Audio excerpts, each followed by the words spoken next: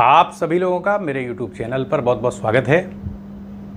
आज आपके सामने फ्रांस के बहुत बड़े दार्शनिक सार्त्र का एक कथन है कि मनुष्य स्वतंत्र होने के लिए अभिशप्त है। इसी के संक्षेप में व्याख्या की जाएगी। सबसे पहले ये समझ लें कि सार्त्र ये बताने का प्रयास करते हैं, क्योंकि सार्त्र का जन्म 1905 में हुआ था फ्रांस में और 1980 में देहांत हो गया था।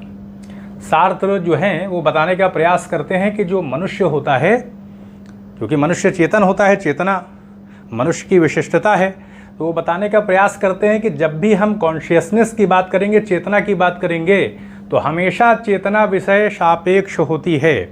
यानी जब भी चेतना की बात की जाएगी वो किसी न किसी विषय से ही जुड़ी होती है। विशुद्ध रूप से हम चेतना की बात नहीं कर सकते विषयों से हट करके। अच्छा, विषय एक अलग चीज़ है। जैसे हम पर्वत देख रहे हैं, हम नदी देख रहे हैं, बहुत सारी वस्तुओं को हम अपने कमरे में भी देखते हैं, बाहर देखते हैं, तो सारे विषय ही तो हैं जिनका ज्ञान प्राप्त कर रहे हैं हम। और हमारे अंदर चेतना भी है, तो विषय की एक अलग सत्ता है और हमारी चेतना उसकी एक अलग सत्ता है। हम चेतना की वजह से ही क्रिया कर रहे हैं, चल रहे हैं, फिर रहे हैं, ज्ञान प्राप्त कर रहे हैं। तो जो कॉन्शियसनेस है, चेतना है, वो हमारे शरीर से संबद्ध है। और सार्त्र बताने का प्रयास करते हैं कि चेतना की बात जब भी की जाएगी उसके साथ कोई ना कोई विषय जुड़ा होगा। कोई ना कोई विषय, चाहे पर्वत हो, चाहे कमरे की कोई वस्तु हो, आसपास की कोई वस्तु, जिस चीज़ को भी हम देखते हैं, इंद्रियों के माध्यम से ज्ञान प्राप्त करते हैं, वो सब विषय होते हैं।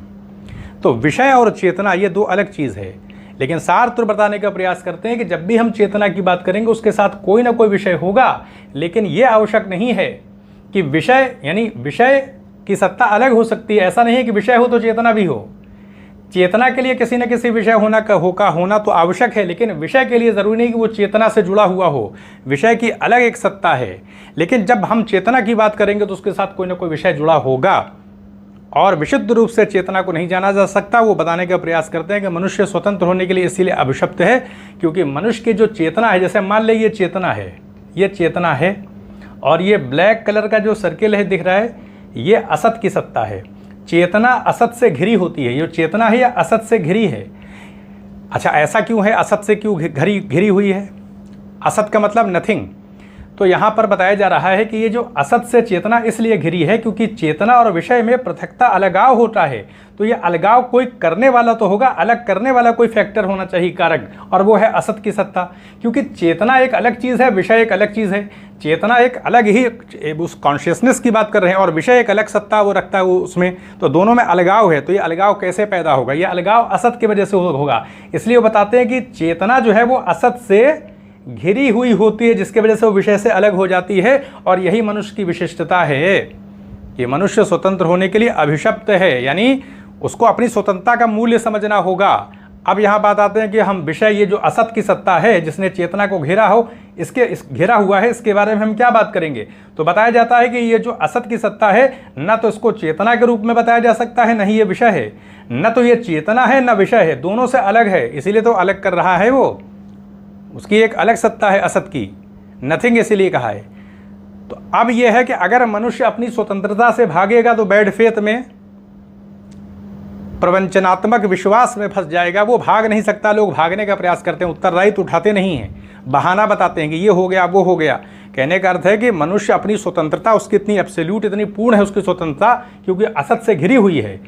तो ऐसे में स्वतंत्रता मनुष्य के ऊपर दबाव डालती है कार्य करने के लिए, क्योंकि यही स्वतंत्रता मनुष्य की विशिष्टता है। और मनुष्य को अपनी इस स्वतंत्रता के बारे में ये समझना होगा, महसूस करना होगा, आभास करना होगा कि वो विशिष्ट है। और मनुष्य की क्रिएटिविटी भी इसीलिए है, उसकी चेतना की वजह से ही है।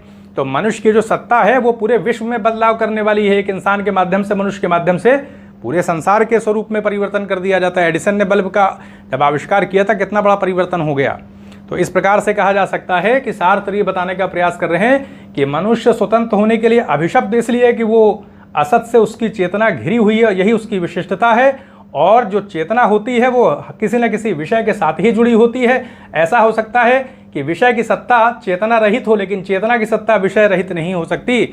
चेतना विषय सापेक्ष होती है। जब भी चेतना की बात की जाएगी कोई ना कोई विषय उसके साथ जुड़ा होगा। तो मनुष्य को अपनी स्वतंत्रता का मूल्य समझना चाहिए। वो बताने का प्रयास करते हैं कि अपनी स्वतंत्रता को महसूस करना, कि हम मनुष्य जो स्वतंत्रता, उसका जो मूल्य है वो बहुत बड़ा है।